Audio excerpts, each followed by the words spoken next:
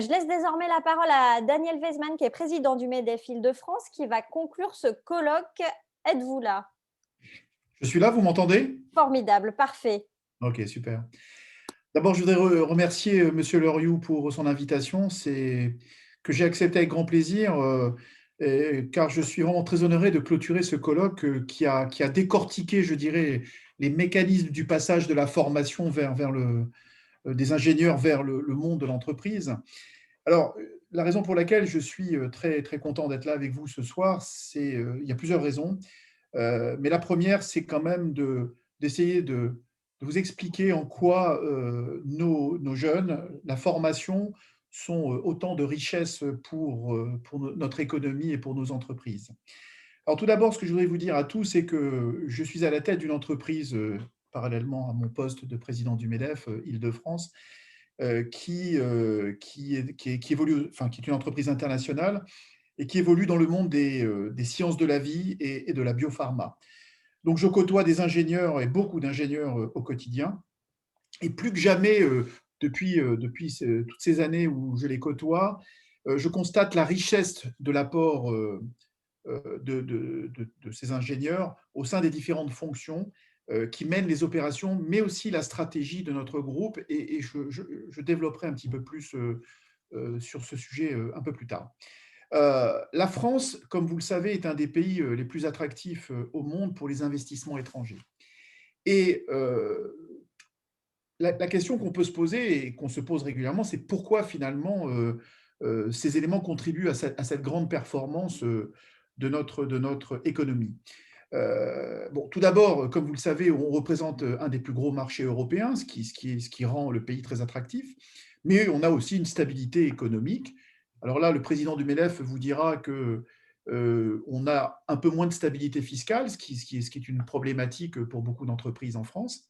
Mais ce que l'on peut constater, c'est que notre économie est extrêmement volontariste, notamment dans la vision et la préparation du futur. Je vais vous en parler un petit peu plus.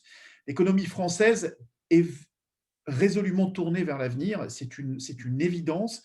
Et moi qui voyage dans le monde entier, je suis chaque fois surpris finalement de l'image très positive qu'ont les autres pays de notre économie et notamment dans son dynamisme.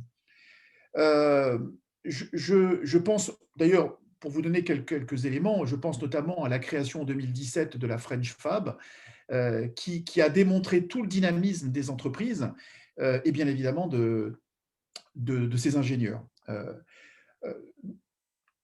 Beaucoup de gens ont parlé cet après-midi de la crise de la Covid-19.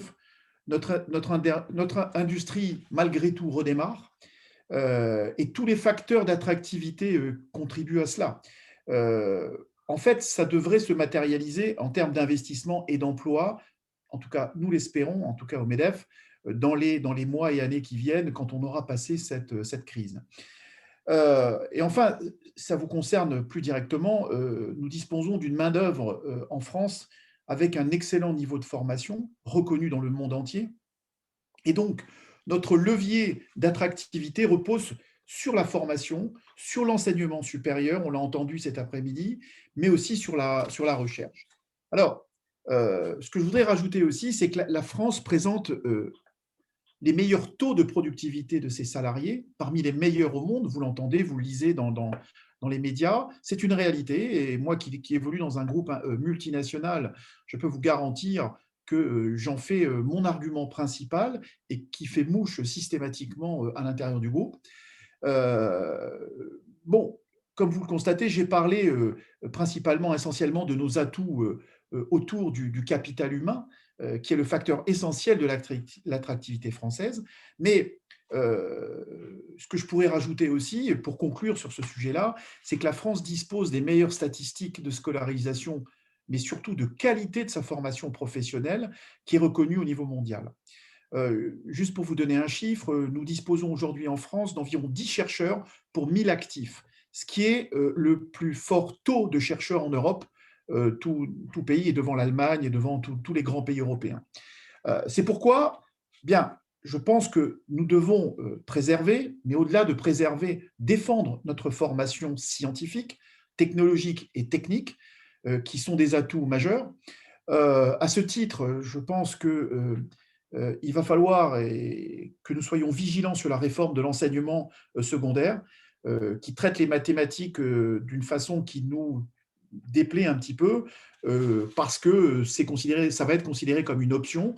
Je ne suis pas sûr que cela soit une bonne idée pour l'avenir de nos écoles d'ingénieurs d'ailleurs, hein. Et nous allons devoir, et le MEDEF en particulier, a décidé de se mobiliser sur ce sujet-là. Nous devons rester vigilants. Je vous ai dit en début de mon intervention que je côtoyais beaucoup d'ingénieurs. Un axe majeur de l'évolution de la formation initiale va être, et on a beaucoup entendu parler de soft skills, sur le non scientifique. Et effectivement, quand on parle de finance, de RH, de soft skills en général, je ne voudrais pas aussi oublier quelque chose qui n'a pas été trop mentionné cet après-midi, mais c'est la pratique des langues. On a quand même un déficit dans le niveau d'anglais vis-à-vis de pas mal d'autres pays, hein, que je côtoie. Mais les futurs ingénieurs doivent étendre leurs compétences, c'est une évidence, ça a été dit. Je voudrais renforcer ce point-là. Mais je voudrais le renforcer, j'en parlerai un petit peu plus tard, pour des raisons bien précises et qui vont au-delà finalement de l'adaptabilité de nos ingénieurs au monde de l'entreprise. Pour favoriser la recherche, nous devons pousser nos futurs ingénieurs vers le doctorat aussi, parce que c'est une vraie porte ouverte vers l'international. Et ça, c'est une chose essentielle dans un monde qui est totalement ouvert et où la compétition entre les pays fait rage. Alors, ce que je voudrais dire aussi, c'est que, et là, je voudrais aborder un sujet qui a été aussi un petit peu abordé, mais je voudrais peut-être y passer un peu plus de temps. C'est un des axes qui est mis en avant par le MEDEF depuis maintenant quelques années. C'est la nécessité de nous mobiliser sur les sujets de diversité. L'un d'entre eux est la place des femmes. Ce qu'on peut constater aujourd'hui, malheureusement, c'est que aujourd'hui, seulement 30% des élèves ingénieurs sont des femmes. Ça doit devenir un objectif pour nous essentiel, en tout cas de viser la parité, parce que cette parité en entreprise, elle avance, elle évolue dans le bon sens, et il faudra que le vivier d'ingénieurs que nous allons recruter dans les années à venir soit le miroir de notre stratégie autour de la diversité. Et ce que je voudrais surtout dire, c'est que, et c'est un sujet qui, à mon avis, est très important, quand je parle de parité, je parle bien sûr de parité au niveau le plus haut de l'entreprise, c'est-à-dire dans les directions générales, où on va devoir, bien sûr, viser la parité, mais surtout comment dire, faire en sorte que les femmes soient aux commandes des décisions dans les entreprises. Et nous comptons bien sûr énormément sur les élèves ingénieurs dans le temps, mais j'y reviendrai aussi, hein. Alors, comme je vous l'ai dit, je me balade beaucoup à l'étranger dans le cadre de mon métier. Ce que je voudrais aussi dire, c'est peut-être un message aussi aux écoles, c'est que ce que l'on constate quand on se déplace, récemment d'ailleurs, l'AMCHAM a fait paraître un, une analyse très très fine là-dessus et très intéressante, qui est en fait la gestion de l'échec. Et je pense que l'un des sujets sur lesquels nous devons évoluer en France, tout particulièrement, c'est sur cette culture de l'échec. On a énormément de leçons à recevoir des anglo-saxons, pour qui l'échec est dans leur ADN, et on parle souvent notamment des États-Unis, où finalement on voit que face à l'échec, beaucoup d'entreprises ne baissent pas les bras et continuent. Nous avons un déficit là-dessus. Il se pourrait que dès la formation des ingénieurs, on puisse déjà initier ce type de sujet pour les former, les préparer à faire évoluer notre modèle économique en France. Alors, l'autre point que je voudrais aussi aborder, qui à mon sens est aussi capital, surtout à l'heure actuelle, c'est que vous entendez à l'heure actuelle beaucoup parler d'innovation. Pourquoi ? Parce que l'innovation, c'est le moteur de la croissance des entreprises. Une entreprise qui n'innove pas, qui ne développe pas, est une entreprise qui va mourir. Le cycle de vie des entreprises et de changement s'est accéléré ces dernières décennies, et l'innovation est le vrai moteur de cette recherche, de ce dynamisme. Qui mieux que les ingénieurs sont au cœur de l'innovation? Je pense que les cycles de formation préparent les ingénieurs à ce type de choses. Il va falloir maintenant que dans les entreprises, et c'est un vrai sujet, je peux vous le garantir, au niveau du MEDEF, mais surtout des entreprises, qu'on travaille avec les gens qui sont à la tête de l'innovation, c'est-à-dire nos ingénieurs, pour capitaliser sur ce dynamisme, parce que c'est la future performance de notre pays et de nos entreprises. Le dernier point que je voudrais avancer, c'est que malgré l'idée de Startup Nation dont vous entendez parler depuis quelques années, on a encore trop peu d'ingénieurs qui se lancent dans l'entrepreneuriat et la création d'entreprises. Là aussi, c'est une petite différence avec certains pays étrangers, et notamment anglo-saxons. On a tous les atouts pour y arriver, et c'est peut-être un problème culturel français, mais en tout état de cause, je pense que dans la formation de nos ingénieurs, on doit planter la petite graine de l'entrepreneuriat, peut-être un tout petit peu plus, parce que je suis convaincu que, et moi qui évolue à l'heure actuelle dans la biopharma, je peux vous garantir que toutes les innovations, que toutes les idées performantes sont issues de start-up, et en règle générale de jeunes sortis de l'école, en fait. Donc, ça doit nous encourager à véritablement pousser les jeunes en formation dans ce sens-là. Alors, pour conclure, ce que je voudrais dire, c'est que les ingénieurs sont depuis toujours, ça a été dit, ça a été répété, une source formidable de développement pour les entreprises françaises. Les perspectives d'emploi sont extrêmement favorables. Monsieur Drissi, d'ailleurs, le disait très justement à un moment donné dans les débats. Je crois, et je ne crois pas me tromper en vous disant qu'aujourd'hui, un ingénieur diplômé met moins de 2 mois pour trouver un job en France. Alors, même s'il y a des secteurs dans lesquels on a un peu de déficit, mais la réalité, c'est qu'il y a un marché de l'emploi qui est extrêmement dynamique.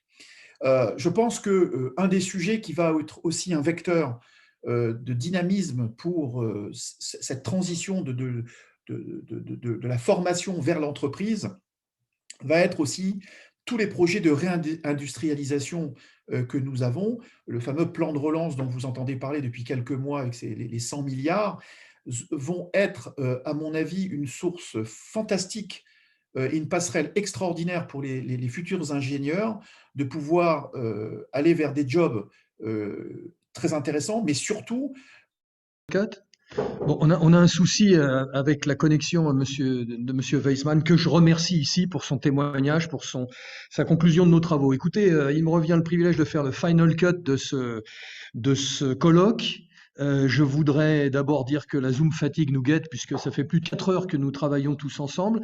Nous étions convaincus avec Luc Usan et Patrice Sellos d'avoir réuni un beau plateau, mais quand je vois la qualité de nos échanges, je crois effectivement que ça a dépassé tous nos espoirs. Je pense que c'était une très belle réunion, et nous avions l'ambition d'apporter aux jeunes étudiants et aux jeunes alumni quelques réponses et quelques pistes pertinentes. Je crois franchement que c'est le cas, et j'espère que tous nos auditeurs auront pu profiter de ces échanges avec des spécialistes, avec des experts, avec de toute façon des gens passionnés par leur métier, ça c'est une évidence. Je ne vais pas donc tenir un très long discours, c'est simplement vous dire merci, d'abord aux organisateurs, c'est-à-dire l'IESF-IDF bien sûr, mais aussi l'EIDD avec ses professeurs, mais aussi les alumni de l'école, et aussi les 5 étudiantes de première année qui ont fait un travail conséquent pour que ce colloque soit une réussite. Je voudrais remercier tous les speakers et membres des tables rondes vraiment pour leur participation, pour leur implication. Je voudrais remercier les 2 modératrices, bien entendu, qui ont fait un travail extraordinaire. Et pour conclure, je vous donnerai rendez-vous en novembre 2021 ou début 2022 au plus tard. J'espère en présentiel, mais de toute façon, on a vu que le distanciel pouvait aussi être très efficace pour un autre colloque. Nous avons quelques idées. On pourrait parler d'ingénieurs virtuels, on pourrait parler de télétravail et de nouvelles spécificités des métiers d'ingénieur. Merci à tous, franchement, pour cette très belle après-midi de travail et à très bientôt. Merci.